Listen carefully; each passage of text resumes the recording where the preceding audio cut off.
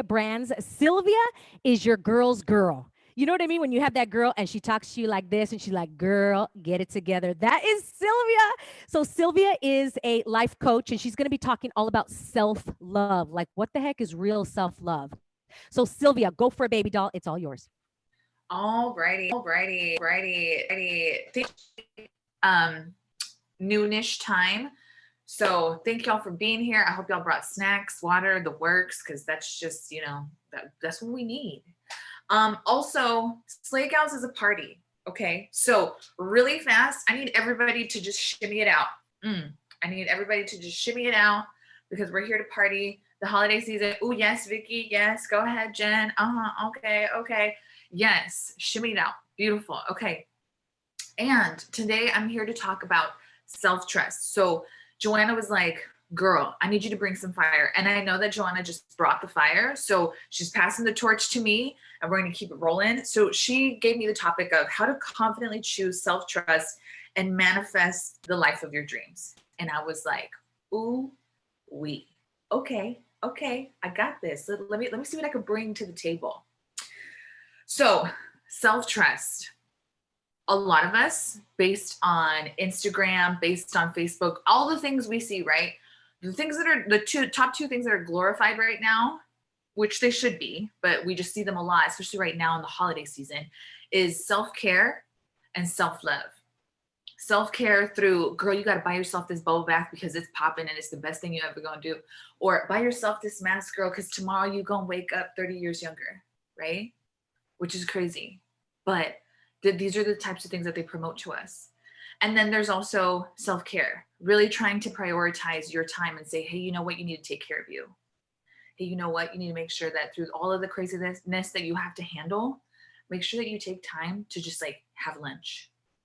Don't try to make the holidays happen for everyone. Remember to make the magic happen for you too. And that's hella important. Those are things that we have to remember. But the one that always sits in the back burner is self-trust. And we forget about that. And I know some of you might even be thinking like, self-trust, dang, that's true. Okay, Sylvia, what are you trying to say about self-trust? And it's true. Self-trust is a part of that holy trinity, but it just oftentimes gets overlooked. And why is that? Because, especially during the holiday season, but especially in our regular day lives, it is so easy to not trust ourselves. And you could be saying, oh, I know the defense is coming up. No, don't put that on me, Sylvia. I trust myself. I'm good. We talk. But how many times is it that we can make plans with other people and honor their word? How many times that we, I'll be there. Yes, I can get that done for you. Yes, this, yes, that. We become the yes woman to everyone and everything. And then when we look at that to-do list, that as women, naturally, whatever culture you're from, I don't care. As women, we are always taught, hey, you know that to-do list that you glorify and you just become this productive person because that's where your worthiness comes from? Oh, I know. Oh, lock the elbow, right? We forget to put ourselves on that list a lot of the time. Or we're on the back side of the page of like, oh wait, me goes on this. So with that being said, I want you to think of times where you're like, I have been able to keep my word and pick up little Johnny from practice, or drop this thing off for my friend, or pick up my homegirl when she's going through a breakup, or build this or do that, all of these things for so many other people. But you told yourself, hey, you know what? I'm going to try to go to bed on time for me. And then you realize, oh, shoot, I forgot to send that email for that somebody. And you do that instead of honoring yourself, instead of trusting yourself and saying, yo, I need this for me. It is so, we can always reschedule ourselves. We can always put ourselves back on the back burner, or put ourselves on the back burner. And why is that? Why do we do that to ourselves? So let me give you a little visual, because Sylvia is the visual little metaphor queen, okay? I don't know if you guys had this teacher, but I had this teacher back in the day. And if you were hella good as a classroom, she would put marbles in the jar. And she would be like, oh yeah, if you guys fill up the whole jar, y'all get a pizza party. But there are always some badass kids in your class. And so you never got that pizza party, or was all the way, always at the end of the school year when the teacher was like, all right, y'all never gonna get it. So I'm just gonna throw you the party at the end. But when you were good, marbles in the jar. And when you were bad and those kids would not stop talking and you're always like, yo, they would take the marbles out of the jar. So I just want you to keep that visual in your head. And shout out to my teacher, Miss Gaston, who did that. And I want you to make your own jar. Visualize it right now in your head. I want you to look at your own jar and visualize it for your own type of self-trust. And we're going to break it down with several different things. When we look at our self-trust, we like to discredit ourselves all the time. We like to go, here, let me get my little cup so I could show you. We like to, and I don't have marbles, but here we go, pens. We like to go up to the jar and say, well, I did a really good job today at that meeting with my presentation, but I mean, it wasn't the best. Like, I'm sure somebody else could have done a way better job. Instead of being like, girl, I was the bomb today, and this presentation was off the chain, and it was the best thing they've seen all week, honey, and drop that marble in the jar. Right? And instead we're like, well, no. Another marble would be, oh my gosh, I wrote the best email today and it was lit and I got that grant or I got the scholarship or I got the whatever, and you, marble in the jar, hell yeah. Instead of being like, well, it was just an email. It didn't matter. It's not a big deal. Why are we always convincing ourselves that we aren't dope, that we are not trustworthy, that we can't back ourselves up? That is wild. And we need to be mic dropping marbles into our jars versus trying to be like, am I worthy? Am I doing this? Because why? Naturally, as women, going back, we worship those to-do lists. We worship the productivity level that we have versus looking at our marbles and being like, oh, baby, yes. I filled this whole marble up because I'm the bomb.com. Because I didn't forget to feed my kids. I was reading in the chat that somebody was like off the mic because their kids were having Cheetos. Honey, so many marbles because you're here pouring into your cup and your kids are eating Cheetos and doing what they've got to do, but you're here pouring into you. Ooh, marbles. Yes, yes, yes. All of that. Right? So in the chat, drop it in right now. Where's there areas that you need to be giving yourselves marbles for that you haven't? Whether it's in life, I don't care if it was like, I made the bed today. Marbles. I did the laundry. Oh, and this one's a big one for me, y'all. If I do the laundry and it doesn't take me 5 to 7 business days to put it away where it actually goes, marbles. Okay, you got your Christmas shopping done? Marbles. Give credit to yourself in all of these areas. I'm gonna just like run through the chat because I'm obsessed. Ooh, I got back up after a big loss this year. Perfect. Yes, absolutely. Yes, yes, yes. Beautiful, beautiful. Love it, love it, love it.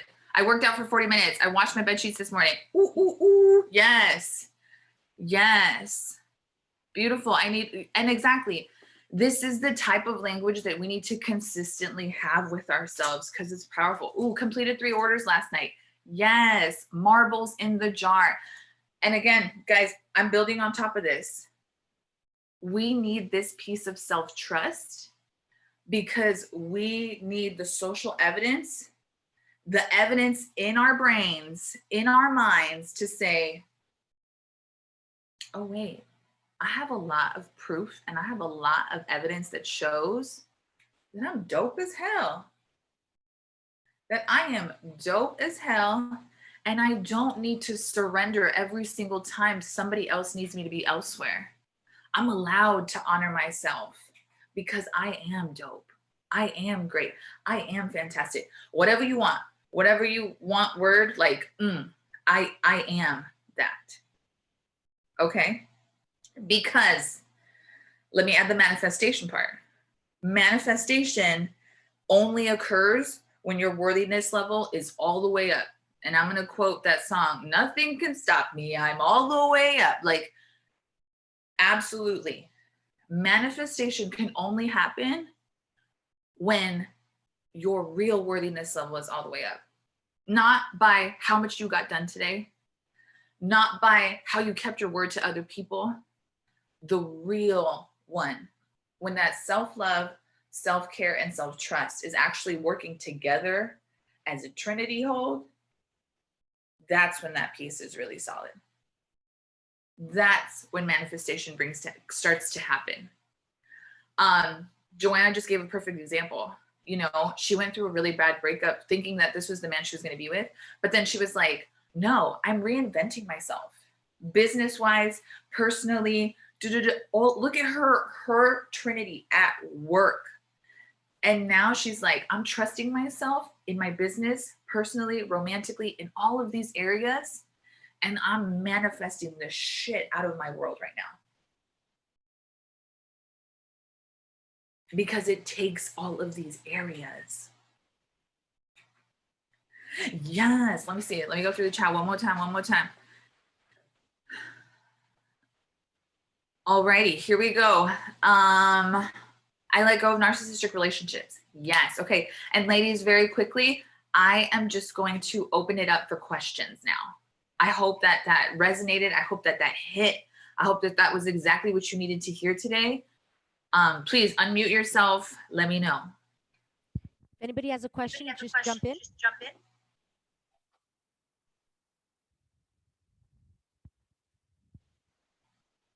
Go for it.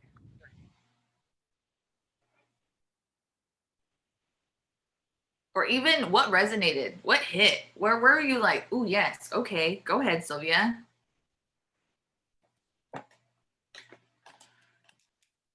Oh, everybody's just processing all of that right now. I think for me, I went through a loss too this year, and I think like I really do not give myself enough credit and about like with everything that I've been doing. So I think like this was really good. That was amazing. I feel good about it. So thank you.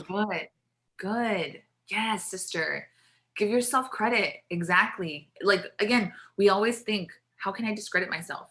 Instead of being like, sis, where do I get all the credit? Seriously. Yeah, absolutely. Thank you so much for that. Go ahead, Veronica. Thank you, Celia. I like to share that I really resonated with me when you said self-trust is part of the Holy Trinity, which, you know, kind of like your intuition. And I feel that personally, many times I have failed to trust it. So that's this year been big on me, for me on this, that I have to remember to trust it. So thank you for that. Yes, beautiful. Thank you so much for sharing. Thank you. Yeah. For me, I love the mic drop in marbles. Just envision a big jar full of marbles. I'm like, drop in. Yeah, everything is a success. Everything.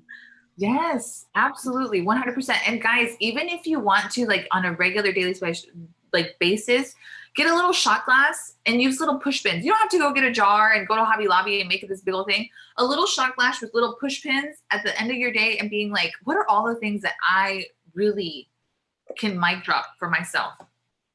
And just drop them in. And then if you want, only if you want to, when you fill it up, go ahead and take a shot, sister. Celebrate yourself. Yes. Yes. So you need one of these.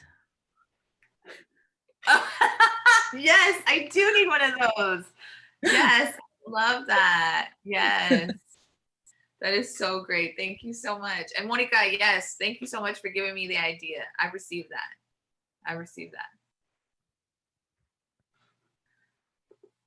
Yeah, Sylvia, I'm going to jump in here. I have a quick little question because I wonder, we do this as parents, and I'm not a parent, but what I've realized or known, and I've been a teacher to kids, we do this to children all the time. We make them feel good. Good job. I'm so proud of you. Good job. I wonder if we talk to ourselves the way we would to a child. Good job. You know, with that like fluctuation, the way we talk to a dog. Hi, how are you? Right? So I Yes. just wanted to throw out there, Sylvia. I wanted to throw that out Yeah. there. No, absolutely. And that's the thing. I think that as time goes on, we silence that and we leave more room and we open our ears and our minds to that external validation. If we don't get it from someone else, don't listen. Don't listen. Exactly what I was talking about. We're looking for the left side of I am this, I am not that. Wow. Yes. Yes. Absolutely. So thank you so much, y'all. Oh, thanks for this space. Yeah, Sylvia, and what is your Instagram handle? We're gonna have Esther put that in there. So everybody follow Instagram. Like Sylvia, isn't she so fun? She's your girl, and she just I love Sylvia. Thank you so much. My Instagram handle where you guys can follow me is _the Sylvia Brands. Yeah. And Sylvia, I love you. Love it. So yeah, thank you so much. Yeah, and she's expecting. She's got her little cute belly in her Christmas sweater.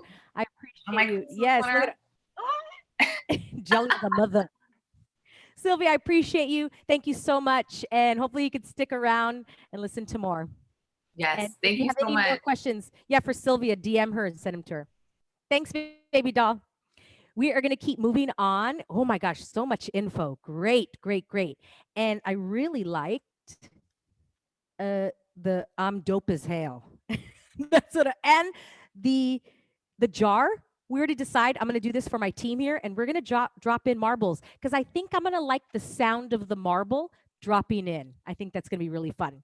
Next, we have Stephanie Gilstrap. Are you ready? Oh my gosh, I have so much fun with Stephanie because we talk all fashion. Every time I wake up in the morning, I'm like, what would Stephanie wear? She is the mom to MILF girl. She's all about, she has 2 sons and she's like, girls, let's get out of the funk and look hot for us so that we can get those high paying clients. So gals, put your hands together for Stephanie. Yes. Thank you so much, Joanna. It's so awesome to be here. And Sylvia, you killed it, girl. We are dope as hell. That's right, ladies. So yeah, my name is Stephanie Gilstrap, as Joanna mentioned, and I am here today to help you to understand how to use clothes as a tool to have in your entrepreneurial toolbox and really how to be able to leverage them in your business.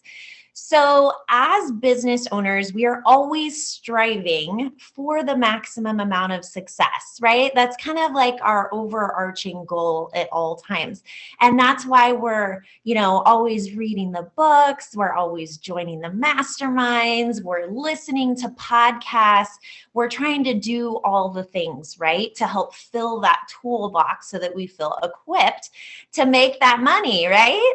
So I want you to take just a second here, okay? And I want you to close your eyes for me, okay?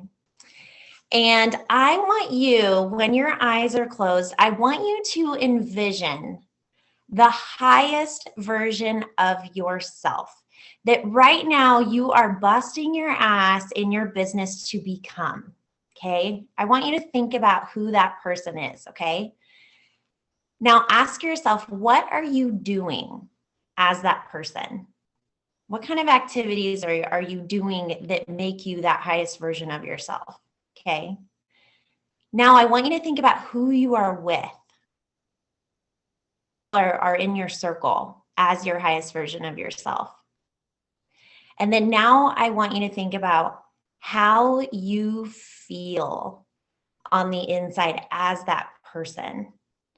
What kind of feelings, what kind of words come to mind when you think about who you are as that highest version of yourself? Okay. Now I want you to go ahead and open your eyes, and I want you to type in the chat some of those words that come to mind about how you felt to be as that person, that highest version of yourself. What words come to mind of what you felt like? Queen, yes, success, empowered, grateful, awesome, powerful, glowing, glamorous, accomplished. Yes, ladies, classy, glowing, happy, beautiful, powerhouse, empowered. There's a lot of power talk going on with that, right? Okay, so in this moment, when you were thinking about that person that you envisioned, that was basically your own version of you as the total package, right? So now I want you to close your eyes one more time, and I want you to check back in with that highest version of yourself just one more time. And I want you to really feel the feels of all of those words that you were thinking, of feeling like a queen, of feeling really, really empowered, okay? Now, with your eyes closed, as that person, I want you to think about, what are you wearing? What clothes are on your body right now as that highest version of yourself? Okay, now go ahead and open your eyes. Now, there is a really good chance that the clothes that you saw yourself wearing, you chose elevated clothes that matched your elevated energetic frequency of who you are as that person, okay? And I'm going to show you today the importance of tapping into that wardrobe frequency right now at this moment in your business.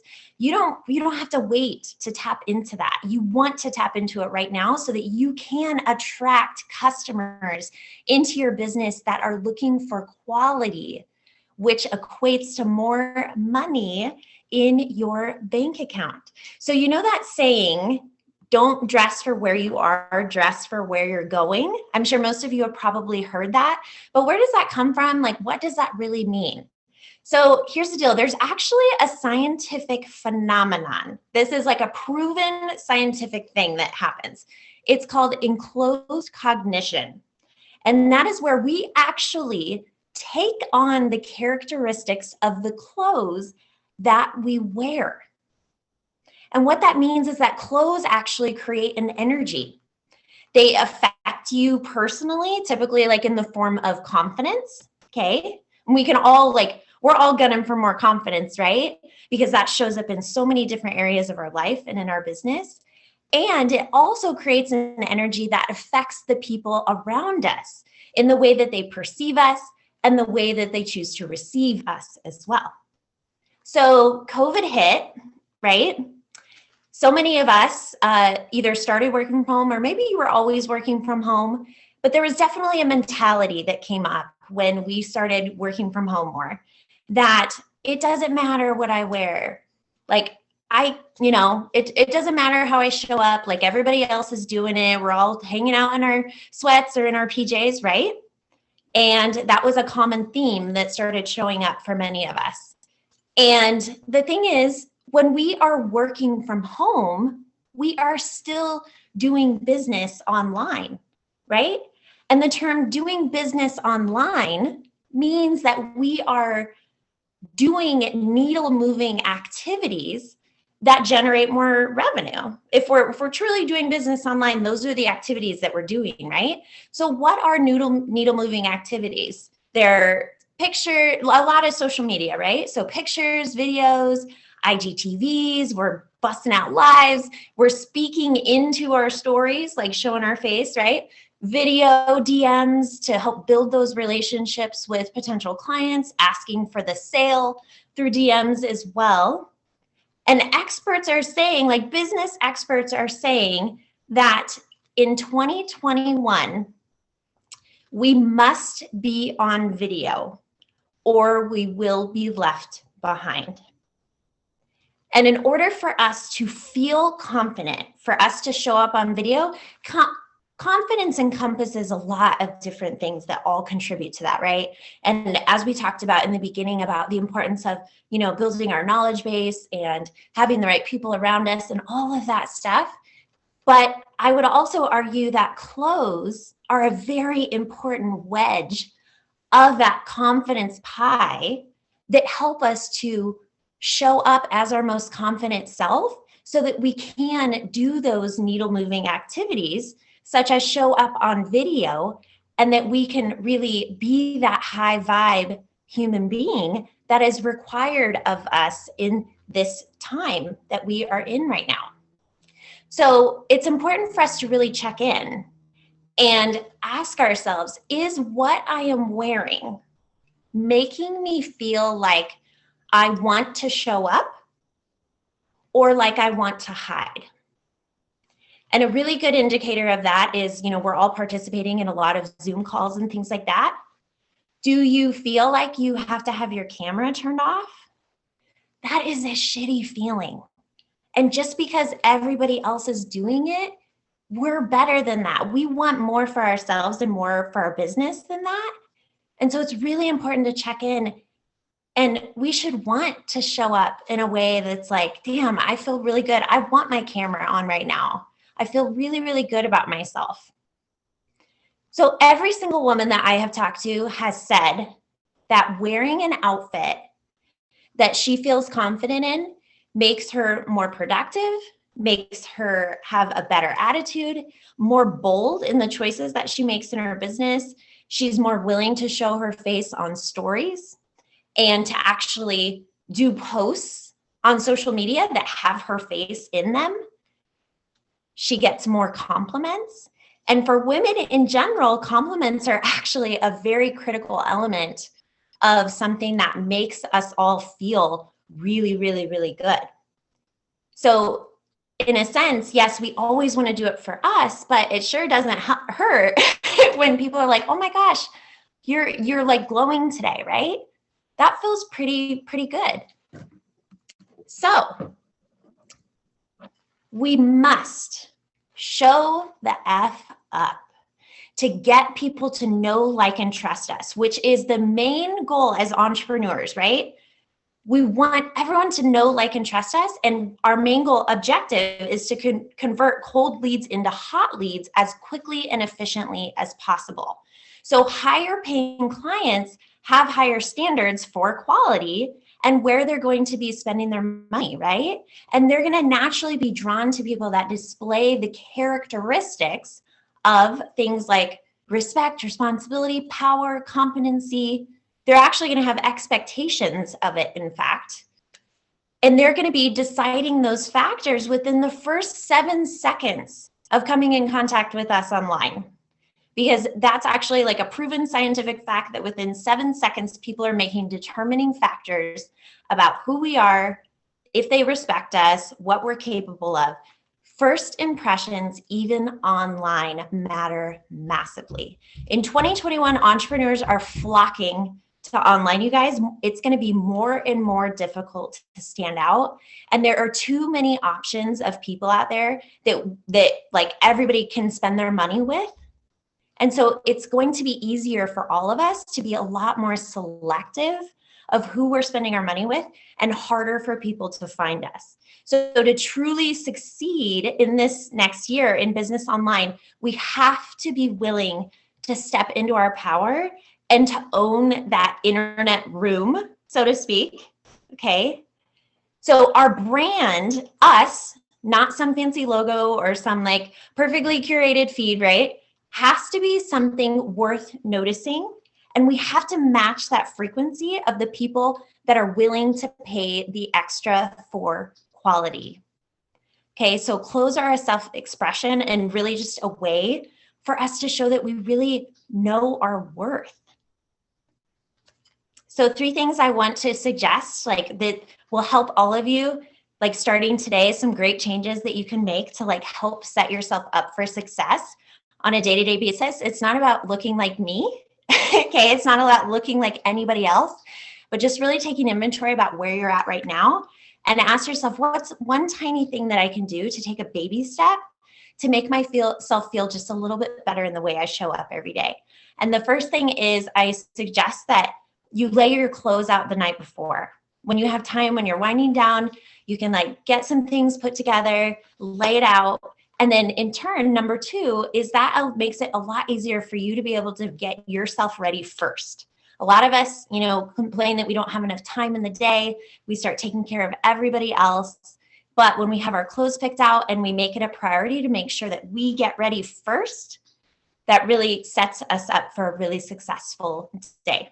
And then the next thing is utilizing accessories and styling. So you don't have to have on anything fancy. You could have on just like a plain t-shirt, but all of a sudden, if you put on some earrings that make you feel great and a necklace or maybe like a great belt, and then you tuck in the front of your t-shirt, all of a sudden your energy is like completely different and your vibration is higher.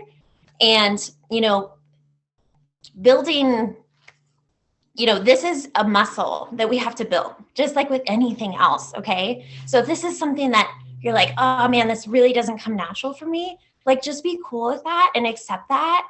And just be, as with business, we just have to be consistent and we have to just put that effort in every single day. And you're going to feel better and better with each passing day. And you're going to be so much more willing to show up in the ways that are actually going to move the needle for your business and attract the right people in so that you can make more money in the long run. So thank you guys so much. I'd love to answer any questions that you have.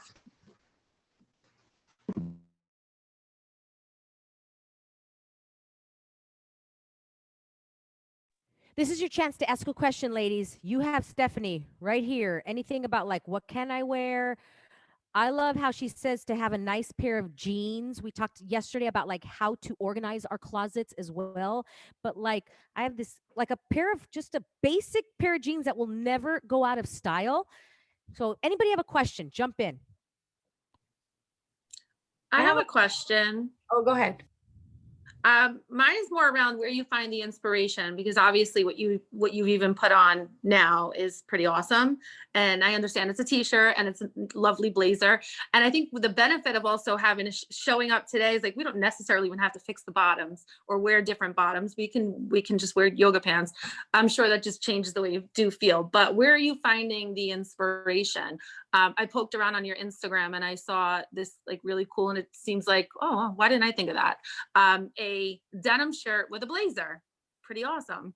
And so I know like blazers are awesome, but just are there certain places where you look around for inspo?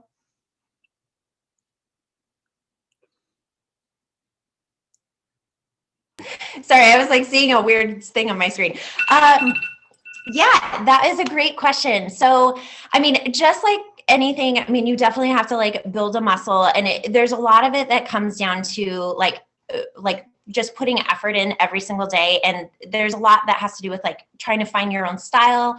And I would say that the biggest thing is paying attention to what really like makes you feel confident when you're in it, and really checking in with the energy that you're getting from different clothes that you put on. And I mean, just like anybody, I definitely like go on Pinterest and, look around at kind of what outfits I'm really, really drawn to. And that's actually an exercise that any of you guys can do, is go on Pinterest. And I would suggest creating a board that has 10, probably no more than 10, but like 10 looks that you're just like, wow, I love that outfit head to toe. That's like my jam. You don't have to know why you love it, but just really, really love this outfit. And then what you want to do is look at the big picture of all the outfits that you're seeing, and you'll want to notice consistencies. You'll want to look for, are there certain styles of pieces that you're seeing over and over? For instance, like chunky cardigans or something like that. Or are there a lot of like solid color like t-shirts that you're noticing underneath, and just really taking notice of those. And then you just in your own way try your best to like recreate those looks using what's already in your closet, and then paying attention to how they make you feel, and then kind of making adjustments from there. So again, it's kind of a process, but the important thing is that you just stay consistent with it and don't be afraid to make mistakes, because I think we all at one point or another have been had outfits on that we weren't like super stoked on looking back, but it's all part of the process. So thank you. I just think the work from home thing, it just changes the whole game. And so I just have to take myself back to, I know how I feel when I'm dressing and when I'm in flow and confident. And I feel like that's converted a little bit, because you get lazy or things are, you know, pretty out of whack. So thanks Yeah. for the reminder. Yeah, you bet. Of course. And Stephanie, I do want to jump in because for me, when I get out of the yoga pants, I lose weight because I'm in my jeans and that keeps me tight rather than my yoga pants. And then I go to my jeans 2 months later and I'm like, oh, they're tight. So that's a little help for you gals out there that have been in the yoga pants for a while. So speaking from Miss Yoga Pants since 1995, I totally get it. Yes, no, you're so true. It's actually a way personally that I keep myself in check a little bit. So something to think about. Yes. How about, We have how time for about, one more question. oh, how about for people that are in the fitness industry? Like we're always on our workout clothes. Um, I know back then I was like wearing my long socks. Well, I went back to my long socks because I just feel like it makes me look different and like people remember the socks, so I go with that. But I mean, we don't really wear, I don't know, like Yeah, right. Well, it's a great question, and it's important to obviously like pay attention to. I mean, your clientele is obviously a little bit different. You know, as far as they would expect you to be in workout clothes, right? That's kind of all part of it. But maybe thinking about too, like what are some pieces that are casual but can almost like be mixed with your workout clothes to just kind of like elevate the look just a little bit, so that you ultimately, it's not about like necessarily looking a certain way as much as it is like maybe just elevating the way that you feel, right? So a really good option is like you can keep on maybe your workout leggings, but you could like swap out the top for like maybe just like a basic graphic tee that has a little personality, and then like putting on just like a casual denim jacket over the top of it, and then maybe like swapping out your workout sneakers for like a pair of white like leather sneakers that can totally be like dressed up or down, but they're still casual. So just like playing around a little bit, and it's important so much to like kind of think outside the box a little bit, which can sometimes be difficult to do. And of course, if you need help with that, like definitely like DM me, and I can help point any of you in the right direction if you're still feeling a little bit lost about where to start. So thank you. you're welcome. Mm-hmm. Thanks, Jay, for that question, because I know I'm in fitness as well. And Jay, I think also in fitness, the way we look will attract the clients that we would like. Because sometimes with fitness people, we think, oh, I could look like I just got out of bed. Well, you're going to attract those clients that just got out of bed too. So little side note on that. Thank you, Jay. Stephanie, I love you. You're amazing. Gals, please follow her on Instagram. She has the best reels. Seriously. And I think it's IM_Stephanie Gilstrap. Mm-hmm. Yeah, that's it. That's it. I know it by heart. Yeah, seriously, follow her stuff. It is the best. And you will get ideas like, oh, she put that together. I'm like, I have that. I can do that. Right. And again, like she said, you don't want to be her, but she can give you some inspo. Right. Thank you, Stephanie. I'm so incredibly grateful. So happy that you're in my circle of girls. And I appreciate you and I love you. Mwah. So, gals, please Thank you. follow her. Yeah, tag her today if you're taking any photos and show her some love of what you took away today. Moving on to Monica Linda, or Monica, like I call her. She is creator of Girl Squad Inc. She is a branding expert and photographer. Her photos are phenomenal. She's done like a lot of the influencers out there, their photos, and a lot on my websites are by Monica. She's in the LA area, so if you want her to take your photos. And Monica's one of those girls, again, like she's a girl's girl. You want to hang out with her and have a margarita and a beer. So Monica, take it away. She's going to be talking about unperfecting your brand and reconnecting with your people. And even if you don't have a business, if you're looking to start a business, this is perfect. Monica, take it away, baby doll. Well, good afternoon, everyone. You know what I came up with, what I wanted to talk about today? I had not I didn't know like the specifics of what everyone else was talking about. And Joanna, like you are so in alignment. Can we give like Joanna some comments of like how amazing she is for putting this together? Because everything is just so in alignment with like what I feel like everybody needs to hear. So thank you for having me. My name is Monica. My last name is actually Garcia, but my middle name is Linda. So nobody knows that. There's a little tidbit. So one of the new things that we're adding to what we do is not only do we do photos, but Girl Squad's about to release films. So we are going to make movies. So that is coming up next. But what I want to talk to you about today, how to unperfect your brand. The reason why I came up with this is because I was recently in Sedona doing an event with 5 other women, and they did 3 days of this really intensive healing. And then on that last day, they had to do their photo shoot. It was what they had come for, right? To do the healing and then to do their photo shoot. When they were doing their makeup, at the end, when they were done and they were like, they got to see what they look like. This has never happened to me before. Like, women were in tears, like crying. And I was like, what's happening? What did we do wrong? Like, I don't understand. Like, you should be excited. Like, look how amazing you look. And what had happened is that they had not seen themselves look that beautiful in so long that it was a shock to them, and they forgot how beautiful they were.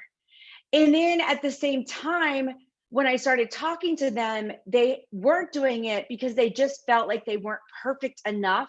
Almost like when you dig deep, you almost aren't worthy. You feel like you're not worthy enough, which goes back to what Sylvia was talking about, where you're not putting those marbles in the jars for like getting dressed one day, you know? And so reason why I want to like unperfect your brand is because I'm going to ask you guys a question and put this in the comments because I want to see it. Is the reason why you're not posting every day on your social media is because you feel like what you're going to say isn't going to resonate, or you don't look good? Either one of those. Like, I just don't have a perfect brand, so I'm not going to show it. If that's you, I would love to hear that in the comments. Like, that's me. That's why I'm not posting. I don't have a photo shoot. I don't have a film. I don't have the right outfit. Yeah, you're not posting. Yeah, exactly. And so this is where you don't need my permission to do anything. But what I want to like encourage you guys is that you don't have to be perfect to show up online. But I'm also in agreement with Stephanie. It is great to show up as you and your authentic self, no matter what that is, in the best version of yourself. Like, that is so good for you. But if you're not showing up because you feel like you're not skinny enough, do you know how many women, like, I'm going to push so many buttons.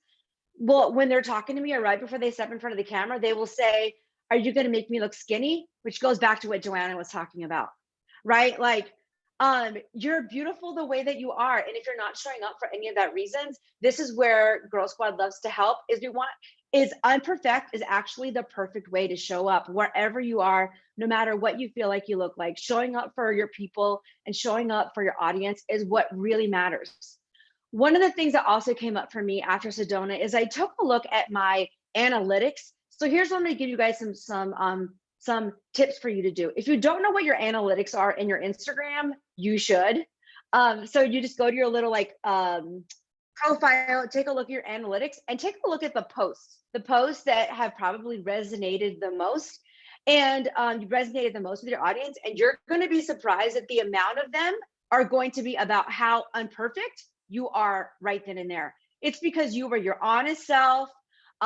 You really shared from your heart, or you like were brave enough to show up beautiful. That's just as hard too, guys. Like, showing up like full makeup, gorgeous, stunning is just as difficult as showing up with like no hair, no makeup. So go to your analytics and take a look at that, because the next tips that I'm going to give you are going to change the way that your engagement with your audience happens. So two things. I want to show you how to reconnect with the people who follow you, how to be more social, and I'm going to challenge you to post a real photo of yourself. So one thing that I want to share is how to reconnect with the people that follow you. People ask me all the time, or when they come to work with us, oh, I'm hoping that these perfect photos of me are going to make people want to like do business with me, or going to want to follow me. And actually what ends up happening is that doesn't always work, because people want to hear what you have to say. And also, when's the last time you went on your followers' pages and talked to them?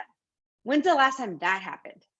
So everyone's like, oh, I want everyone to see how I am, and no one's liking my comments. No one's like talking back to me. When's the last time you went into your followers group and said, hey girl, what's up? I'm here cheering you on. That is something I want you guys to like think about. I have even gone as far as to print my entire list of followers, and gone like check mark, because I want to be the girl who's in, if COVID wasn't happening and I was in a room with everybody, I want to be the girl that everyone said, you know, who came up and talked to me? She was awesome. Monica came up and talked to me and I loved her.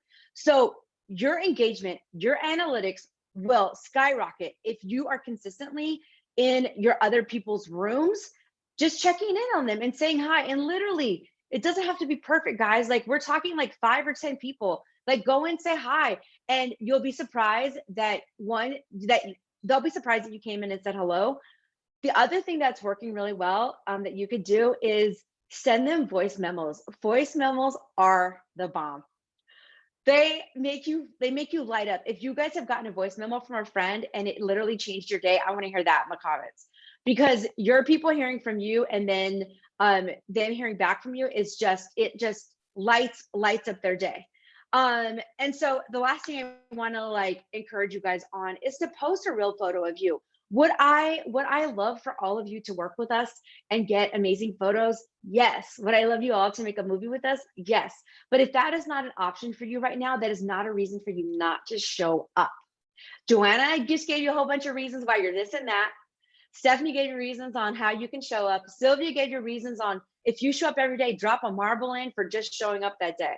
So that is what I wanted to share with you guys, is the word perfect drives me bananas. Like, I almost wish that it didn't exist, because it keeps us from, it's literally based in fear. It's based in fear. Like, I'm not showing up because I'm not perfect. Oh my God, I don't want you to be. My girl is the girl who's not. My girl is the girl who are the people that are on this screen right now, who are showing up because they want people to connect to their energy, to their spirits. That is the person that we want to work with. So if you guys, my Instagram handle is Girl Squad Inc. I would love to support and help you. If anyone would love for me to like do a little audit of their Instagram page so that I can give you some feedback, send me a DM. I will DM you back. I'll probably leave you a voice memo. And I want to open it up for questions. Ask me anything about branding, about showing up unperfect, any question that you have, I'm here to answer. Did you say Girl Squad Inc? Girl Squad Inc.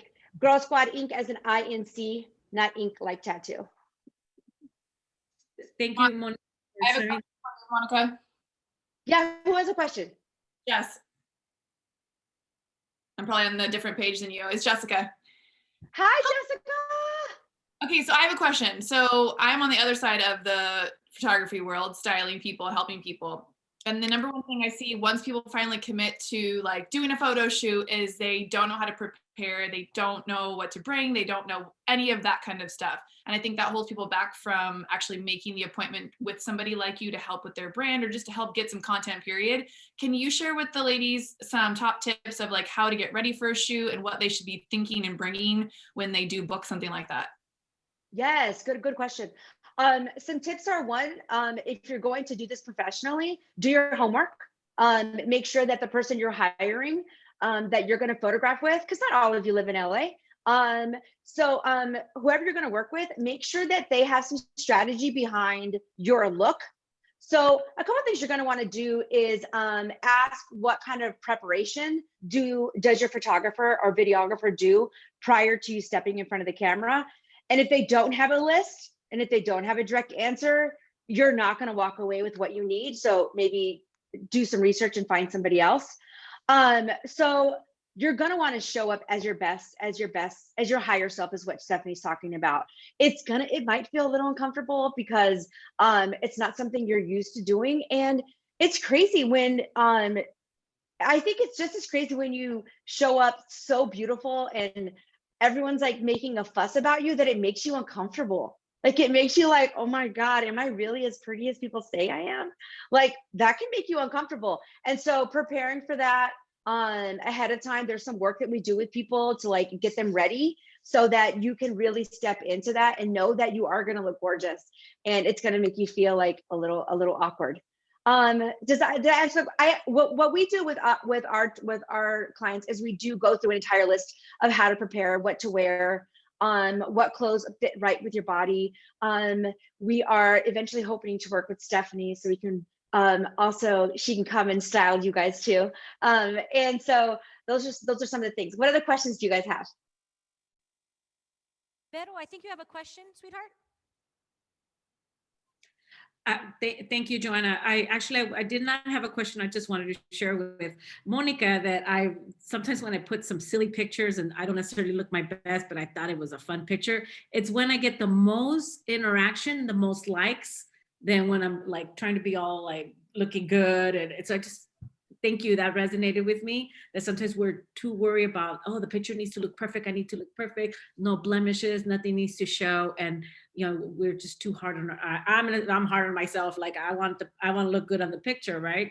And sometimes I get comments, oh, you look so good. You look so good. You're so photogenic. And I'm thinking, well, I hope I look good. I'm not going to post a picture that I don't look good in. But anyway. Yeah, I actually think, especially now that we're living in this time period, it's good to mix up both things so people can connect to you in like lots of different ways, that we do show up as our higher selves.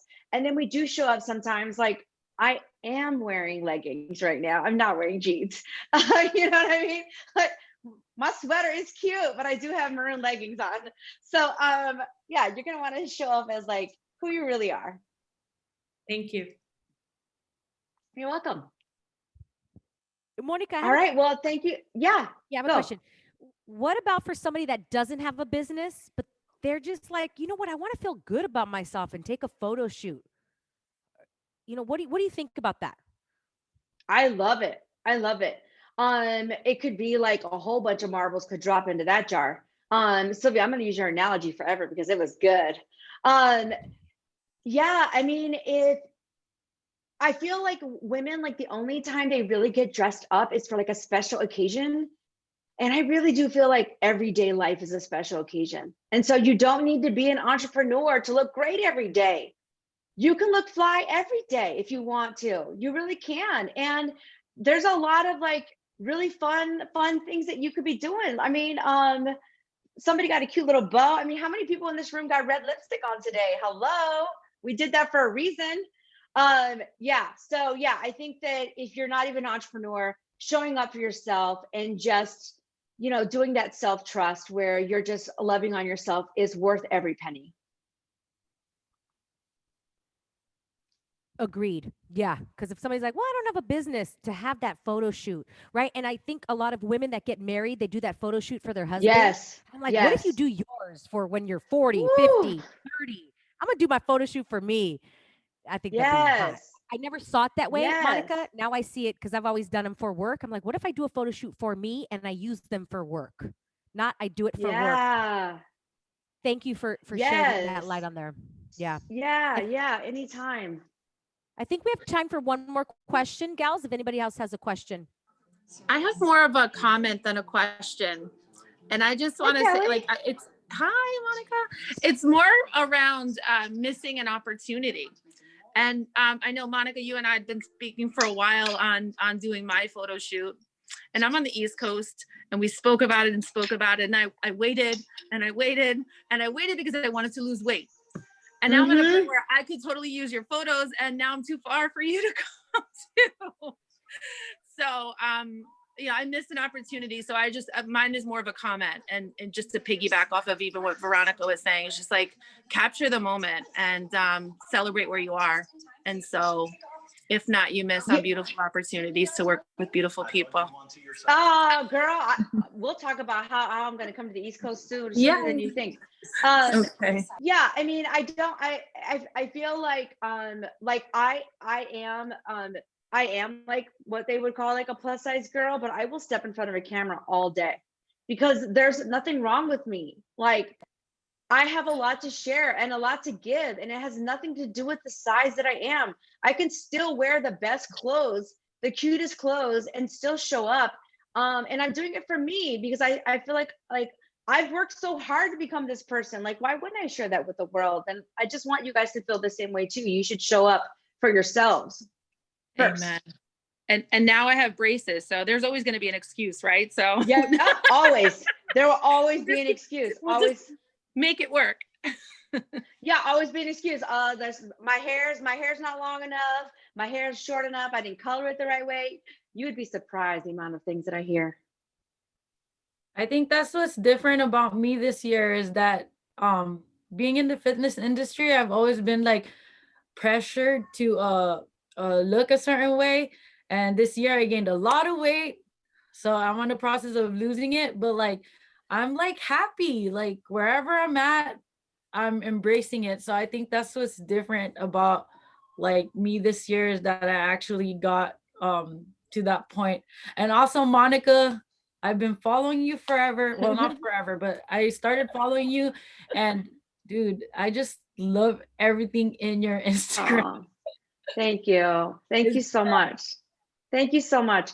Yeah, and if I could leave you guys with anything, like I feel like especially right now, we have to ask ourselves, why are we really in business? Are we in business because of what we look like or because we want to reconnect? Or we want to connect to people? Like, why are we really doing this? And that'll like reframe so much of why you do. Like, do the things that you are feeling uncomfortable and you don't want to do because of what you're being called to do, not because of what you feel like you have to do. Right? I love you guys. I'm so glad I was here. I'm learning so much. Like, I needed this so much more than you guys even know. It was so good. Monica, I love you. You know, I'm like every time, Monica or Monica Garcia now. Linda Garcia. You can call me Listen, Linda. Linda. Oh, I have so much admiration for you. I am just in awe of you. I'm so blessed that you said yes to speak today. And I know some of these girls that follow you. So you're like, you know, a little celebrity, like, oh, so everybody follow her. If you need a friend, please. Everybody's always like, who did your photos? I'm like, Monica, Girl Squad Inc. Yeah. So please connect with her. And thank you, Monica. Love you dearly. Thank Mwah. you. Love you guys. Bye. All right, girls, are you ready? Are you ready? Wipe off your sweat. Are you ready? Because we got Dr. Brandy Manigat. We're going to talk all about sex and pleasure. Now, sometimes we think pleasure is only through sex, but she's going to talk about all pleasures in all type of everywhere in life and learn how to choose and invite more sexual pleasure into your life. Many times, sexual pleasure doesn't have to mean intercourse. Sexual pleasure could be me drinking this margarita right now, and I am having sexual pleasure. You got to get her book, My Oh My. I think it's the sexual guide of something. Whatever it is, I'm buying it, right? So, gals, put your virtual hands together for Dr. Brandy. Hey, ladies. I am so excited to be here. Thank you, Joanna, so much for having me. Yeah, I am your sex and pleasure coach. I'm also a published author and a board certified OB/GYN. So this is kind of my area and this is my jam. So I'm just excited to be here. Like Joanna said, I do have a book out. It's called My Oh My, A Committed Woman's Guide to Getting the Great Sex She Deserves. So if you'd like to get that book, DM me, I'll get you the info for that. But let's talk about pleasure. This is my favorite subject. Sex and pleasure is my favorite subject to talk about. I don't know why, but it is. And so my first question to you guys is, do you believe that you are worthy of pleasure? And I want you to put in the chat, yes or no. Do you believe that you are worthy of pleasure? Veronica says yes, yes, yes. Ooh, yes, yes, yes. Good. Hell yes, Jennifer. I like it. I like it. Good, good, good, good. All right. So yes, I am in the company of women who understand and know that they are worthy of pleasure. But there are so many women out there who don't have that same belief. They don't share that belief. And so what I do, my work that I do is I teach women how to feel good in and out of the bedroom and how to get their sexy back. because we've been just kind of inundated with all of the stuff that we have to do, our routines, and we're going through our day and we're just like, okay, we get up, we do the same things all the way till it's time to go to bed. And nowhere in there are we connecting with ourselves and connecting with what it is that feels good to us. And so, when I talk about feeling good in and out of the bedroom, there's a reason that I talk about that, because not only is what's happening in the bedroom important and influences what happens outside of the bedroom, but what happens outside of the bedroom influences what happens inside the bedroom. So if you're not feeling great, if you're not feeling mentally there, emotionally there, even spiritually there, let alone physically there, you are not going to feel it inside the bedroom. So I am consciously making sure that I talk to women on a daily basis about connecting and choosing pleasure and inviting pleasure into your life. So how do you choose pleasure? Like, we're in a pandemic right now. There's all kinds of craziness going on. How do you say, okay, I want to have pleasure, I want to choose pleasure? It's not as hard as you would think to choose pleasure. And the reason that I say that is because it starts with your mind, it starts with your brain. And if you didn't know, your brain is your biggest sex organ. So it starts there. And desire starts there, arousal starts there, all of the things that go into great sex starts there. But it even starts before the sexual stuff. And so the first thing that you can do to choose more pleasure in your life is just to make that decision of having a positive outlook on what's happening. Now, everything is not great. Everything is not roses and all that stuff, definitely not now. But you can look for and find the pleasure in your life. And the more that you focus on the pleasure, the more pleasure that you will see in your life. So focusing on pleasure. Another way to choose pleasure is to choose yourself. And that's kind of been the theme of the speakers who have come before us, right? Everybody's been talking about how you can focus on yourself. I feel like a lot of times, even in my own life, I am focused on other people, my patients, my clients, my family, all of my friends, everybody around me. And so they take precedence. And like Sylvia was saying, that self-trust was a big piece of how I began to bring more pleasure into my life. Trusting that, okay, the things that I said to other people, yeah, sure, that works. But what about for me? Do I trust myself to commit to things for me, things that felt good for me? And, you have to do that. You have to say, I am deserving of pleasure. And like I said, you all feel like you're worthy of pleasure. So I know you feel like you're deserving of pleasure. So if that's the case, then you have to show that. Your actions have to show that. And that could be something as simple as taking 5 minutes to meditate and quiet your mind and just tap into your own sense of self, right? You got to tap into that, because it's so easy to get sidetracked by everything else, everybody else, and what everybody else is saying and who everybody else is saying you are. But you are a vibrant and passionate woman, and you are worthy to experience pleasure in that way. So those are the two things that I would say to help you choose pleasure. One is just to have a positive outlook and a positive mindset. And two, to begin to talk to and cater to who you are with yourself, right? All right, so now how do we invite more pleasure into our life? Because we want that, we need that. Pleasure is good. If you're having great sex and getting pleasure in your life, you are giving yourself so many benefits. Your blood pressure goes down, your heart rate goes down, You are extending the length of your life.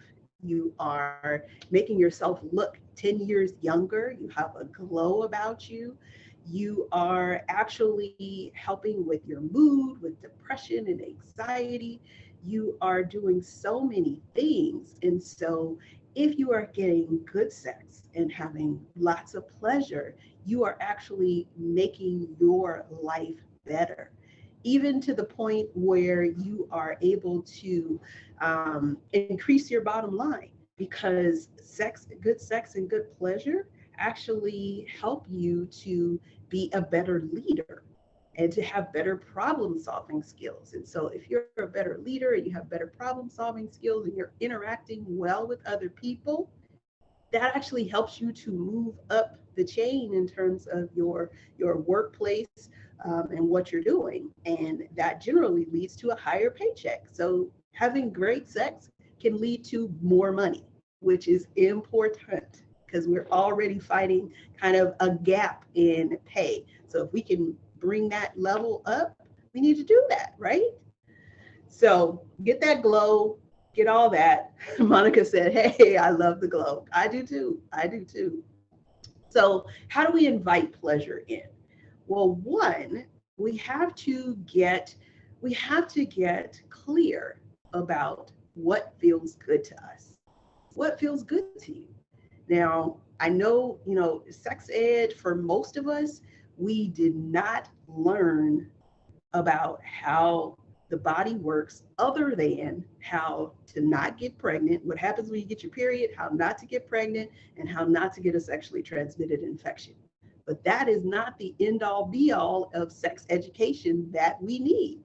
We need to know what are the spots on our bodies that feel good. And we don't know as women, we don't know most of the time. And then our partners as men don't know either. So it's the blind leading the blind. And how are we going to have great sex if we don't know what is where is how and what we need to do, right? So there are several spots on your body that you can stimulate for good pleasure. And in inviting pleasure in, you got to learn those spots. So how do you know those spots? Where do you get that information? We're going to go through a couple of them today, but if you want to know more, you can definitely DM me and we can set up a session and talk about how you can get to your best sex life ever. But these spots, there's at least 10 spots on the body that will give you great pleasure. And the first spot we already talked about is your brain. Your brain is that big sex organ, and you can actually have orgasms just from fantasies. You can have orgasms also in your dream, which are kind of a one off of that. But your brain is capable of giving you an orgasm with no stimulation, no physical stimulation whatsoever. Okay, so that's the first one. The second spot is your lips on your face. And I make that distinction because there are lips in other places down below the belly button, but the lips on your face. Kissing, deep kissing can actually give you great orgasms. It takes a little bit of work, it takes a little bit of time, but you can have a great orgasm from that. The third place is the breasts and the nipples. You can actually orgasm just from stimulating the breast and the nipple. And there was some research that was done to show that the nerves that go from the breast and the nipples actually connect in the brain to the same pleasure centers that the clitoris is connected to. So that's how we know that we know scientifically that it can happen. We know it just from people in general talking about it. We know that it can happen. But yeah, you can have orgasms from places that are different from what we would typically think about, because most women know about the clitoris, which is the next stop on our orgasm pleasure journey. Most women know about the clitoris and they know, okay, if you stimulate there, that is going to give you great pleasure, right? But there are some other spots down there too. So we have the U spot, which is an area right underneath the opening where you pee from. And the U spot is actually the place that gets stimulated when women say that they're able to squirt, because there are some glands on the other side of the opening that are doing the squirting. So the U spot is there. There's something called the G spot. The G spot actually is one of those spots where there's some debate about whether or not it exists. I am of the belief that it does exist. It is on the inside of the vagina, on the front wall, probably about an inch and a half inside. You'll know that you've reached it if you place your fingers in there, because it'll feel different. It has like a spongy texture to it. So it just feels different, right? Okay. There's something called the A spot, which is way deep inside. That is still on that front wall of the vagina, but it's on the top, just up above the cervix. And that's a great spot too. In order to reach that spot, you want to like have your pelvis raised up. If you're having penile vaginal intercourse, that you want to have your hips raised up so that your partner can reach into that area. Then there's the cervix. So the cervix is 50-50. Some women are like, yeah, that's a great spot. Other women are like, yeah, if you hit me there, we gonna stop. We gotta stop. We can't do this. So it's about 50-50 for the cervix being a great spot for sexual pleasure. But for some women, it does feel really good. And then probably the deepest spot in the vagina is the K spot. And it is actually on the back wall of the vagina, still deep inside. So you still got to, raise the hips if you want to reach that spot. But it's on the back wall and kind of under the cervix. And then coming back to some other spots that are on what we call the vulva is the P spot or the perineum. And that spot is, it also is kind of 50-50. It's more of an extra sensation. So especially if you want to have like multiple orgasms, or if you want to have what we call a blended orgasm, you may want to have some stimulation to a different spot, plus have some stimulation to the perineum spot. So that is the spot halfway between the vaginal opening and the anal opening. And then finally, the anus, and having anal sex. You can have orgasms from there too. So that is it in terms of inviting pleasure. First, you just got to be aware that you are worthy of pleasure, and then you have to be open to trying different spots and knowing that you are not limited to just the cervix, to the clitoris and the G spot. All right. All right. So with that being said, I would like to open things up for questions. Who has questions, comments, anything that they'd like to share? Can you make an IGTV we could share with our can you make an IGTV listing all of those things? Right. That would be sex ed that we need. Joanna, calm down. Joanna feel like this the whole time. I actually have a question, Dr. Brandy. Yes. So we'll just keep it candid, right? Because you just went through a whole bunch of stuff, so I'll keep it candid too.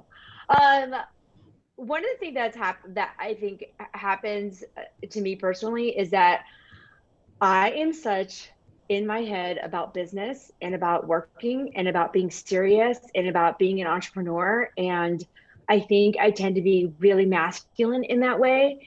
And I also want to work all the time. And I'm constantly working, and I go to bed thinking about it. And I have a book next to my bed where I'm thinking about it. And it's not like I don't know where those parts are, because I've had them before, but I just really don't know how to make my way back to getting out of that business head and like getting myself back into like enjoying these things, because I think they would be so cool. I just can't seem to like shut the business part of my being the boss off. That's just personally what's happening with me. Okay, I definitely can connect with you on that, because that has also been a struggle for me. Like, I started doing this work because I was having my own issues with low libido and sex and not wanting to. And I'm a doctor, I'm going to work, I'm always kind of in that masculine role, and I didn't realize that I was taking that into the bedroom too. I hear water. And it was just like, okay, how do I flip the switch? Essentially, how do I change things?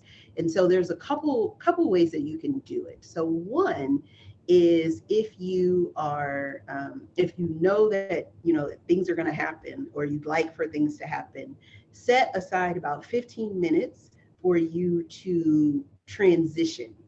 And what I mean by that is, you are transitioning out of that I'm the boss, I'm in charge kind of energy, and transitioning into your feminine. And so how do you do that?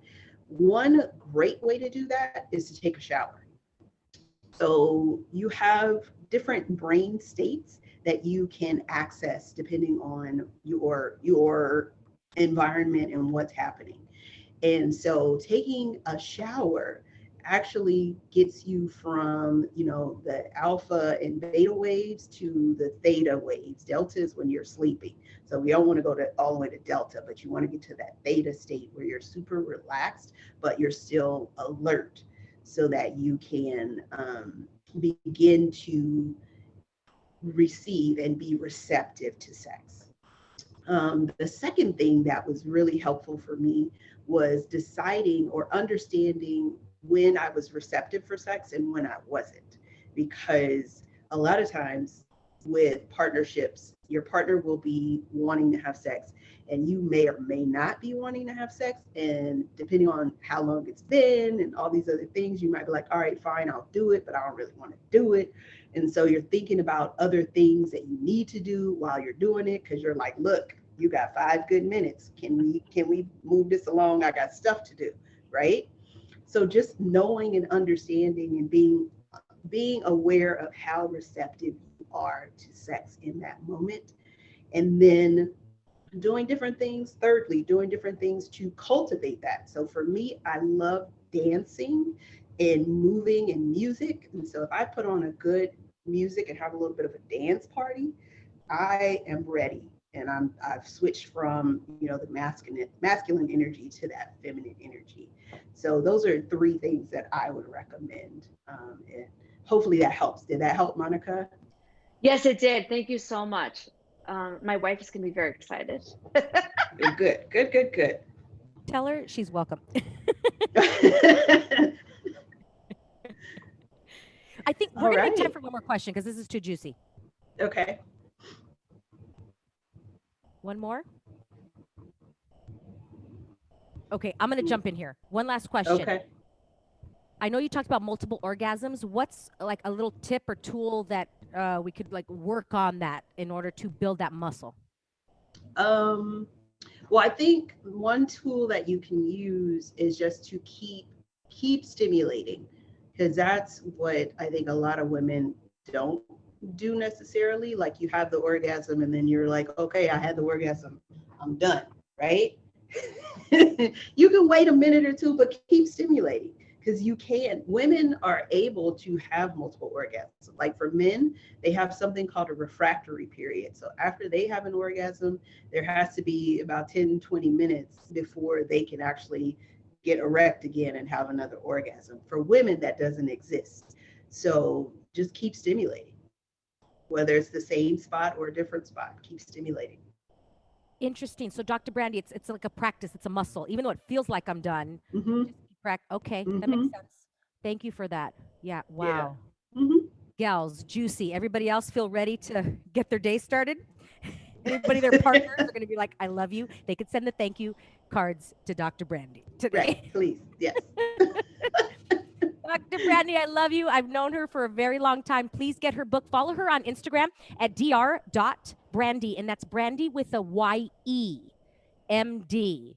So follow her. And she does a lot of Facebook Lives. She does a Facebook Live every Wednesday night, right? Yes, I think 7:30 p.m. Wednesday Pacific. night. Mm-hmm. Yeah. So to hear all these things, she talks about it all, and you can see she's just so open about it. So you can follow her Facebook lives, and then I got her book. I think somebody else. Who else got her book and DM'd me? We're gonna read Dina it. got it too. Yeah, Dina. thank you, Yeah. Dina. So she and I are having our little mini book club. And this will be on the podcast. So Jay, if you needed those again, you could just put that on repeat, okay, girl? Yeah, you could sleep with it in the background. Thank you, Dr. Brandy. I love you. All right, we're on to our Get last the little speaker. Oh, are you ready? Are you ready for Jessica Bergio, girl? She's in the San Diego area. I wish we were closer because we would hang out. Jessica is a girl's girl as well. She's gonna tell you like it is with so much love. She's similar to as I. She's like, I'm not gonna go down there with you, but let's go, girl. Let's get it together. She's gonna talk all today about non-negotiables. They're different than habits. So I've been working on my non-negotiables because I thought they were the same and they're not. She also has a podcast called Beauty Inspires Beauty. And if you want the same kind of butt kicking, go to her. She's a beauty mentor. She has her own salon as well. This girl, watch out. Put your virtual hands together for Jessica Bergio. Is anybody else a little hot? 'Cause I'm like a little sweaty after listening to Dr. Brandy. I'm not gonna lie. I might be a little nervous, but I think I'm a little sweaty from all that. Joanna, good last question, by the way.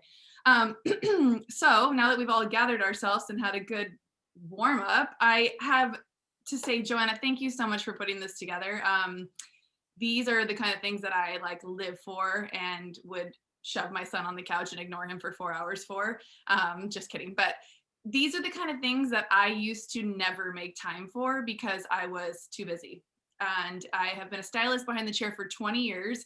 And talk about being busy, like Dr. Brandy, like all of you guys. Some of you guys are moms, some of you guys run businesses, some of you guys do both.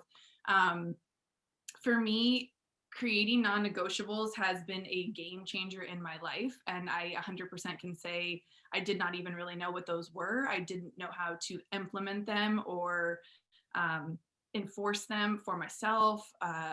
And I spent many years, like Joanna was saying, and some of the other speakers, saying yes to things that I should be saying no to. And so for me, what non-negotiables and really daily rituals mean is a way to protect my energy. And kind of earlier, I think Stephanie and Monica both kind of touched on this, like in our businesses, people want to know, like, and trust us. For me, I want to know, like, and trust myself first. So if you don't know, like, and trust yourself first, how can you expect anybody else to know, like, and trust you or believe in whatever it is that you have to sell or share or teach them or any of that? And for me, I was taught, well, fucking fake it till you make it. You know, throw that lipstick on. And even if you don't really know what you're doing or saying, you just figure it out. And strong arming shit was just what I did. I put my head down, I grinded it out, I worked, I did what I was told. And I can't exactly say that served me well. I came from a mom who had me at a super young age at 18, and she grinded and did everything she needed to do, but she also tried to be my dad too. So I grew up with a mom who was very, very masculine, and I didn't realize growing up that she was trying to be both parents. She was trying to be my mom and my dad. And it wasn't until I was grown that she said something like that to me. And for so many years, she had told me to be more feminine, to be more girly, to not be so loud and in people's face. And why do you have to cuss so much? And why do you have your nose pierced? And why do you have tattoos? And, you know, why don't you watch what you're saying and be more, you know, just, she was always trying to put me in a box of like perfectionism. So as a result, I am a recovering perfectionist that just really realized I was a perfectionist. And in that perfectionism, I pushed that on other people. And it was like, if they didn't live up to my expectations, then I was let down, or I felt some type of way. And it wasn't until I started to look around at what was kind of happening in my life and my business and realized it wasn't about them. It was about me. I was blaming and putting things on other people for me not accomplishing my goals or my dreams or any of the other things. And it wasn't until I gave myself full permission to be myself that I started to love myself a little bit more. And I started to realize that saying yes to everybody else and yes to everything else was hurting me more than it was helping me. And so my personal development journey started a couple of years ago, 6-7 years ago, when I met a girl named Lori Harder. And I had started down the path of fitness. And in doing that, what does fitness bring out in you? Sometimes the worst, because for me, competitive bodybuilding showed me what my body could look like as that athlete. And from that point forward, nothing was ever good enough. So I almost fucked myself up by going too far one way. And it was hard to come back to look at myself as I am now, which is healthy. And, you know, I feel pretty good in my skin, but that took me so many years because I saw what I was capable of doing. And I think we do that a lot when we look on social media and we see what other people are putting out there. We see their step 20 and we compare it to our step 1. And it's unfortunate that we have a platform like this that makes us feel less than, rather than inspiring us to take action or whatnot. And I think it does inspire some of us to take action and grow and be better, but a lot of times it can have a reverse effect. And I know it has done that for me over the years. So staying around groups of women like this that Joanna is putting together just is a great reminder that you are perfect exactly the way you are. Of course, we're going to find some things in ourselves that we don't love all the time, but if you can wake up every morning and put a couple marbles in that jar, like Sylvia was saying earlier, that's what really matters. It's those small needle moving things that build the confidence in you for you to show up big for other people. So how many people in this group have a business that they run, whether it's online or brick and mortar or whatnot? Can you drop in the comments so I can see kind of what you guys do and what you are up to? Because I think for me, creating non-negotiables and setting up daily rituals was a solid way for me to build trust in myself. So for me, what that looks like is I've sat down and decided what I want my morning to feel like when I wake up and how I want to feel when I go to sleep. So Monica, like you, I struggled with being able to connect with a partner because my brain was always in the masculine of doing. I always thought I had to keep doing in order to then get there. And it's really so much I've learned about being. So who do you get to be every day versus what do you have to do? So it's in the being that we can step into our feminine energy. I can still be loud. I can still wear, my hair however I want. I can still have all the tattoos. I can still be a little masculine if I want. But when you flow into more of that feminine being, you have a little bit more love and self-trust for yourself. And so I love how all of these have tied in. I'm going to just go over my notes because I don't know if Joanna realized what she had done or if each speaker just spoke off the next thing. And you guys can see what everybody in this group does. And I think a lot of times we are surrounded by everything that we need. And whenever I get put into a group of women, everyone around me is exactly who I need to be connected with. So I want you guys to take a look at what everybody does in this group and just see how different we all are, but we're all still the same in some way. So look at so many different ones. I love this. At the end of the day, it looks like everybody is in the giving, right? We're in the giving, we're in the doing. Business coach, cleaning company, a mindset coach, virtual fitness studio, preschool, God bless you, night nurse, oh my goodness, retail store manager, energy healer, makeup artist, travel advisor. So we all are taking care of other people. So when Sylvia reminded us to trust ourselves, she reminded us that we are worthy and we're dope as fuck. And so for me to feel worthy and dope as fuck, my non-negotiables in the morning are waking up an hour before my entire family and sitting with myself, drinking coffee and doing some form of movement. So for me, I can't really sit and meditate. I have to be moving. It's like a movie meditation. So I'm either stretching or I'm riding my bike or I go out for a walk or I go for a run. To me, I can incorporate my me time along with my meditation in movement. And Joanna and I kind of share that we were up early. We're always DMing each other at like 5:30. Girl, you up? You awake? What are you doing? And it was in a conversation actually that her and I had when we were talking about non-negotiables and kind of creating rituals. She asked me, she goes, my morning routine is on point. Like I show up every morning and it is on point. I get this, and this done. And I feel so good about myself. She's like, but what I struggle with is my evening routine. And how many of you guys struggle with more of an evening routine than a morning routine? Even if you're not a morning person. An evening routine for me was difficult until I had my son, because by the time 8:30 rolled around and he was asleep, I was done. And some of the best advice that I got as a new mom was when your kid sleeps, you should sleep. The laundry can wait. the cleaning can wait, all the other bullshit can wait, because you need your rest, you need your you time. So like Sylvia was saying, maybe you do need to put that email in for your boss, maybe you do need to do this or that, but you promised yourself that you would go to sleep tonight early. Like, could you wake up 30 minutes earlier if you went to bed right now and do that email? Like, there are certain things that are non-negotiables for me, like getting up early, the movement, and going to sleep at a reasonable time. You know, it doesn't mean I can't stay up late when there's something good going on or if there's a good show on, but there's that balance of things that you're committed to doing versus things that you just put on the back burner. So I want you guys to just, for a second, I have a little worksheet that we can do together. It's part of a course that I teach, and the very first module in this course is creating non-negotiables and rituals. So without people having those in place, I find that they struggle or they fall off. And this is a very good thing to like think about as we go into the new year, because so many people are done with 2020. But guess what? January 1, ain't nothing gonna be different. It's going to be the same shit we're living in right now. And it is up to you to show up as the highest version of yourself. And like Stephanie, she had red lipstick. I don't know if you guys noticed when I sat down, I did not have my red lip on. I was like, oh, okay. Okay. What my A game? I'll be right back. I wouldn't have got my red lipstick on it. I feel good now. And I have to just show you, because I am one of those people. I have my sparkle pants on too. And that's one of the things, before we get to this worksheet, that in the salon business, salon game is no joke, right? I got into the beauty industry. Do you think it's okay for me to show up without my hair and makeup done? Would you want to come to me to get your hair done and I was in my pajamas and I didn't have my hair and makeup done? No, you come in to see me, to see what I'm wearing, the latest trends. What are you wearing?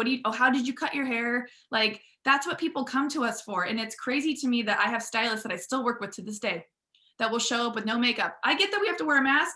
Bitch, I still have a full face of makeup on under here, because you never know who you're going to see. And there was this Michael Jordan quote one time that I read, that even when he's staying in hotels, when he travels, when he goes downstairs to get something from the bar or whatnot, he puts his suit on, because he never knows who he's going to see. Motherfucker's a billionaire. He doesn't need to be looking nice for anybody, but it's just still who he is. And so that is who I've embodied. And I do have my mom to thank for that. You know, she was constantly like, make sure your lipstick's on, make sure your hair is done. And that is part of that perfectionist in me, that I do always want to look good, but it is a difference now. I want to look good because it makes me feel more confident. I want to look good because it makes me feel good. Like, I wear outfits sometimes that people are like, that's girl cute. That's not like guy cute. Like, you look at homeless chic today. Like, I don't dress for anybody but myself, but there are times where, you know, I could just show up in sweats. I could just do whatever, but there's a reason why I take 5 more minutes to get ready every day, because I want to make sure that if I see a potential client, or if I walk by somebody who I maybe want to talk to, whether it's a guy or whether it's a girl, like, I don't go out looking anything but at least a 7, right? Like, I try my best to be like around a 7, 8 all the time. And when it's really important, I'm going for like an 11. So what I want you guys to do right now, I have a little worksheet. If you guys have a pen and paper, I want you to really take a look at your current routine, like how your week lays out. How do you feel when you start your day? When you wake up in the morning, like, what is the first thing you feel? Is it anxiety? Is it stress? Is it like overwhelm? Or do you wake up with like a purpose and a plan, and you get out of bed every morning thinking, I got this? I want you to just take a second and write down, how do you feel when your day starts? And I want you to look at your current routine. Do you even have a routine right now? Does anybody have a routine that they can stick to, that they feel super confident in, that they show up every single day? Excited, sometimes I press snooze. I love it. Yeah, I hit snooze sometimes, but I factor that in. If I go to bed and I think I want to hit the snooze button, I set my timer for 30 minutes earlier so I can not feel bad about hitting the snooze button. And like Stephanie was saying about laying out my clothes, I lay out my gym clothes so I have no excuse. I preset the coffee pot so I get up and I just push the button. These are just small things that like get me ready to just, I have no excuse. Okay, so when we're looking at what our routine is, I want you guys to take a moment and I want you to look and see, where do you spend or give most of your time?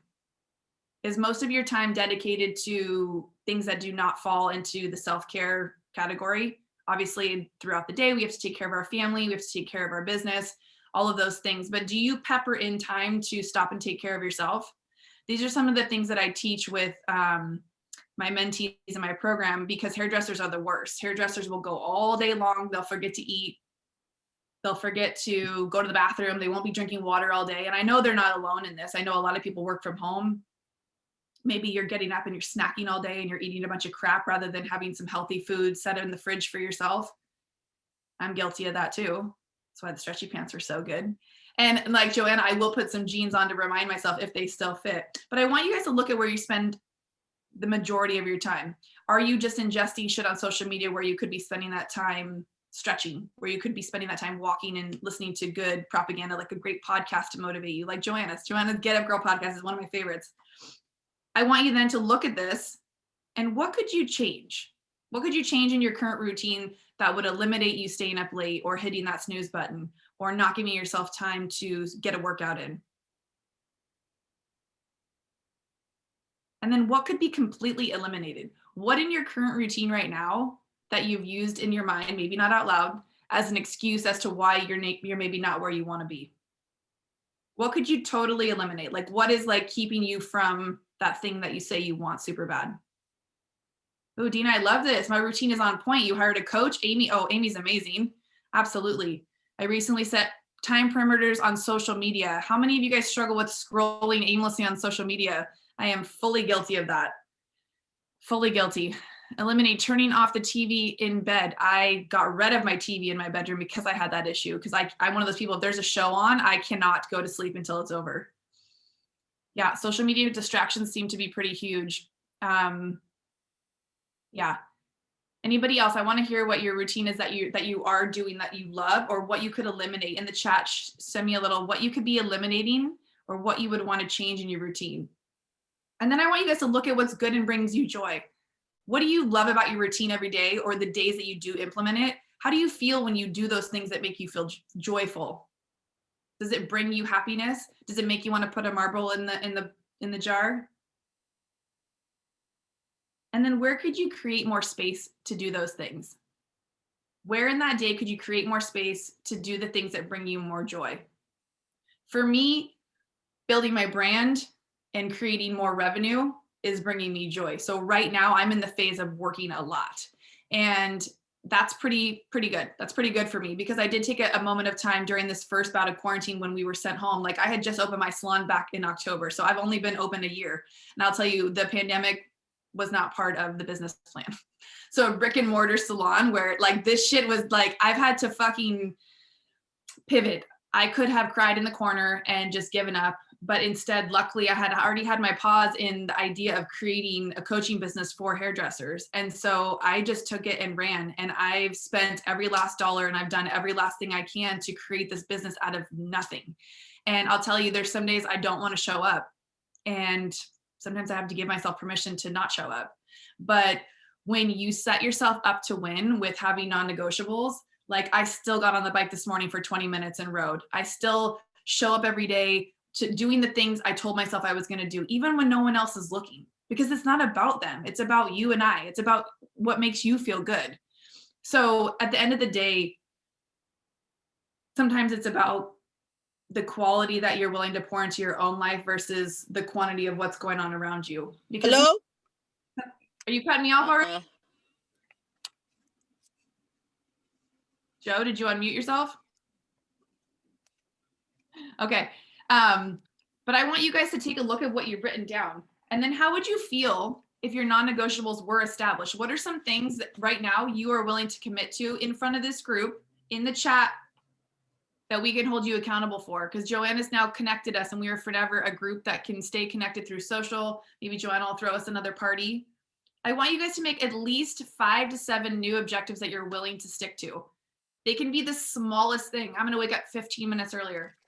I'm going to drink 2 more glasses of water. I'm going to study my Spanish 15 minutes a day, no matter what. So for me, my examples here, I'll just read you mine. Mine are 8 hours of sleep. Why? Because it's going to mean I have more energy and more focus. Consistent exercise for my mental health and to boost my self-care. I limit my alcohol intake, which allows me to sleep better because I love my wine. And when I don't get enough sleep, I'm moody as fuck, which means I'm a bitch to everybody else, everyone that works for me. I'm cranky. I can't think straight. And then reading, continue to feed my soul and my brain, encourage downtime to unwind. I keep the book by my bed so that I'm not on my phone. And then schedule in family time, because right now it's so important, even if it's connecting like this. To me, this is like family time, being able to do this with other people. And then I always pocket in leaving some space for magic to happen. Because if you jam every minute of the day filled in with things, you won't have time to say yes to the things that come through that are opportunities to create a little bit more connection with somebody. Like if you were to jump off this and go straight to the next thing, like I have the rest of the day set. So if anybody wants to connect, or if I want to make a phone call, or if you want to get into people's DMs, like Monica said, like now's the time. A lot of times we get involved in things like this and then it's on to the next and we forget to start and go implement. We just ingest all the good stuff and then we're like, fuck, I should have done that. Or a couple weeks go by and you're like, haven't done anything I went to that class for. So what I want you guys to do is comment what you're gonna implement for your non-negotiables. And if you guys have any questions on what it really looks like to enforce those non-negotiables, it's really just about supporting yourself. And I feel like Monica, I really wanted to talk about like doing all of this for yourself, like those taking photographs for yourself for your social media.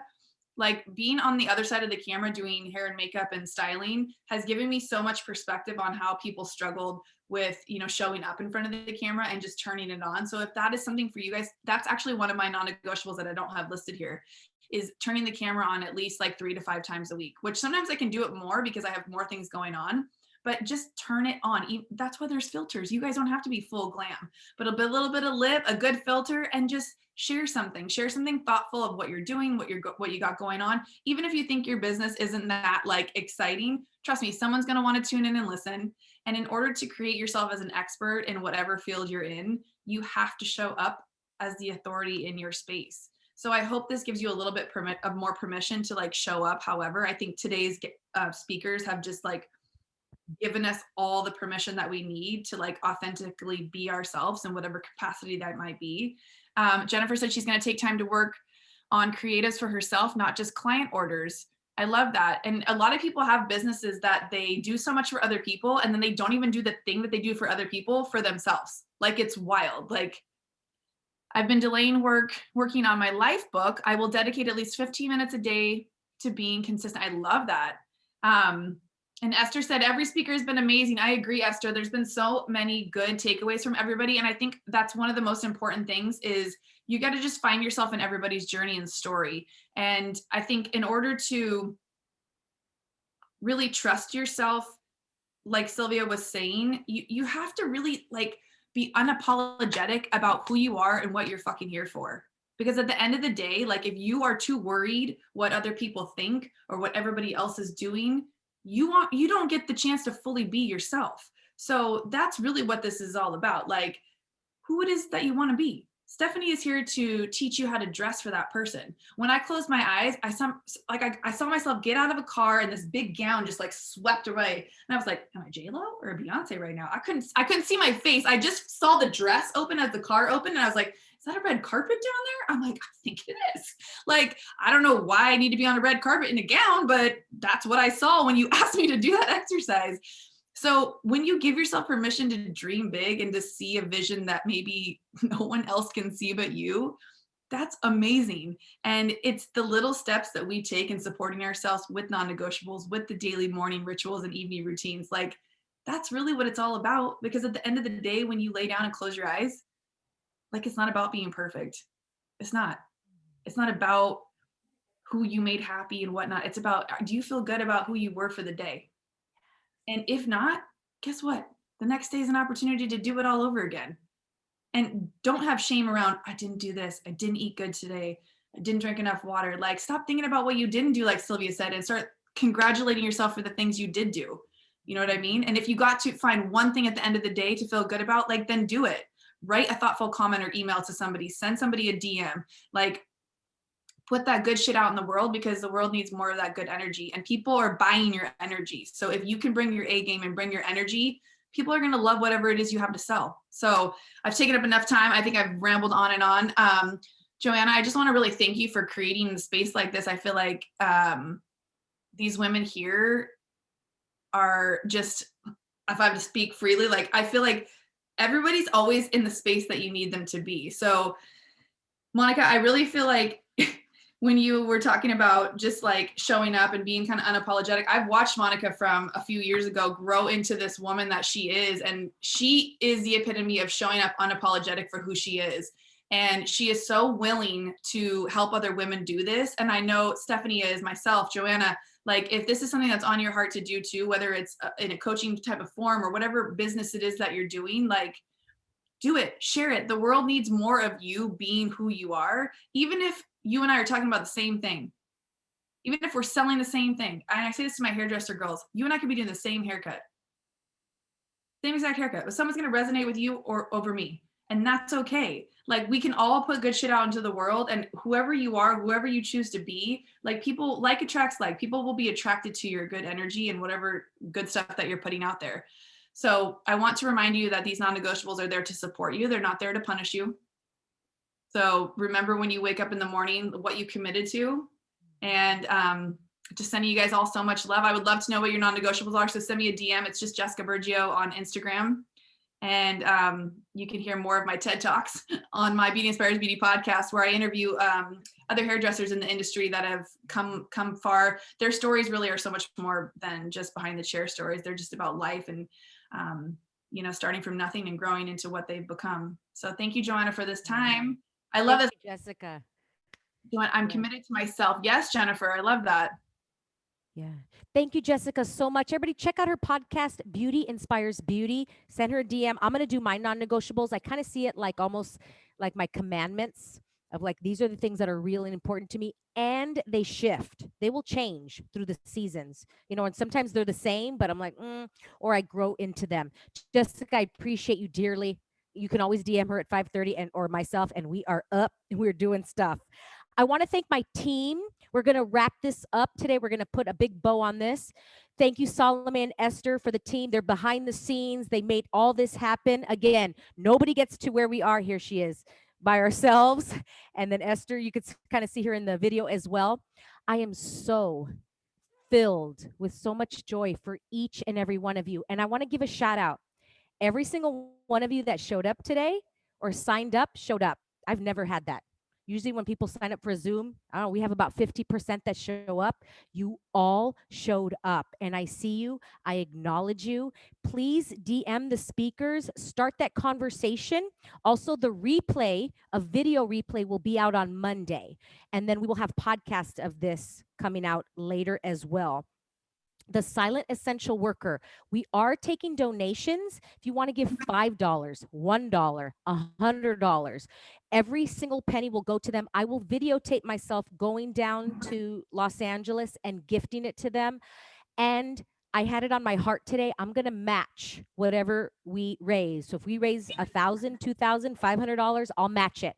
And I will give that as well. And philanthropy is really important to me. And no more hiding. I used to hide my philanthropy. I'm not going to hide, right? And we're going to do 2 raffles.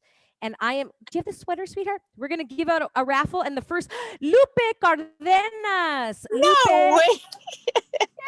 There she is. Lupe, you want a sweater, sweetheart? And it's a bulletproof mindset, my Get Up Girl sweater, really cute. And the second winner, where you're in your tantaras. Jocelyn, where are you? She was there. Yeah, where did she go? I don't know. She's somewhere, or maybe she logged off. So we got Lupe and Jocelyn. DM me. I'll get your, there she is. Woo! I will get your address and we'll mail those to you. And then reminder, follow everybody in the chat. Follow their Instagrams. I love you so much, everybody. This was something that, life put on God said, hey, create this thing. And I came to the girls and I said, I want to do this thing for Christmas. Let's give it a name. And this was born. I'm so incredibly grateful for all the speakers, Sylvia, Monica, Dr. Brandy. We had Jessica. Who am I missing? Who else am I missing? Jessica. Did I say them all? Who am I missing? Sylvia, Monica. Stephanie. How can I forget Stephanie? Stephanie, girl. I would love for all of you to unmute yourselves, say goodbye, and hang out with these women. Make friends. Send a voice DM. Create a friends. Yeah. Unmute yourselves and say goodbye. Tag us on Instagram. Thank you. Bye, ladies. Bye. Bye. God. Okay. Video it. I Look at love she's you all. Instagramming it. Okay. Woo! See you next time. Bye. Bye, y'all. You're the Thank bomb. Bye. Thank Love you you. guys. Thank you.